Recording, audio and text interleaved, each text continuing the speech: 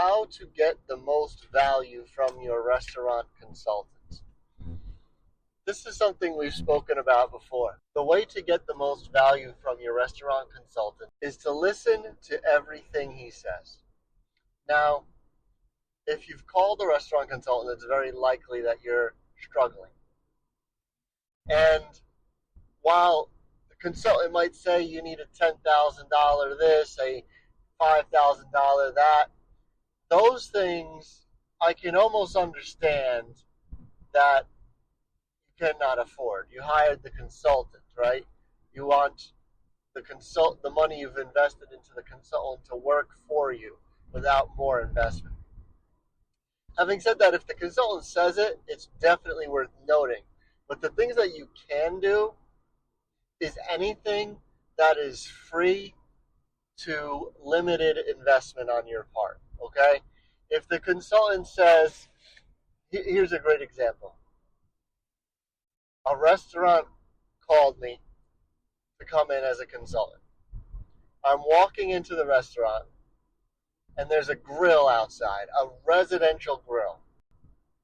And I thought to myself almost immediately, I said, hope he's not grilling food for the customers on that grill.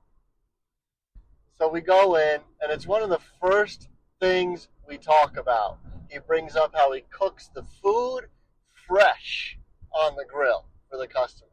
And now this wasn't some nice, fancy grill. This was a rusted, beat down, $250 grill from Home Depot or Lowe's, and it was 10 years old. Okay, it was a mess. And the first thing I said is, well, I tried to meet him in the middle, and I said, can we at least hide the grill? Can we at least put it somewhere where the customers can't see it? No, we can't do that. It's in the perfect position, the smoke, this and that. It was totally weird. It was totally weird, the response he gave me about this grill. He was obsessed with the grill. He thought that this grill was the reason his business was doing well. Anyway, I worked with him for about 9 months. That was one of many things we went through that I had recommended that would cost nothing.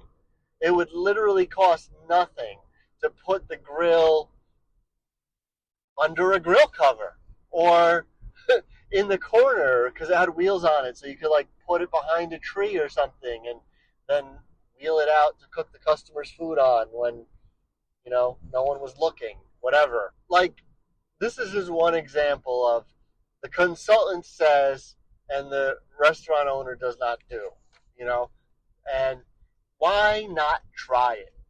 Why not try it? And here's the thing, he was struggling a lot. He was selling almost no food, and he was selling about 70% liquor, 30% food, maybe less than that. So that means there's a lot of room for growth in the food category, but we'll never know it.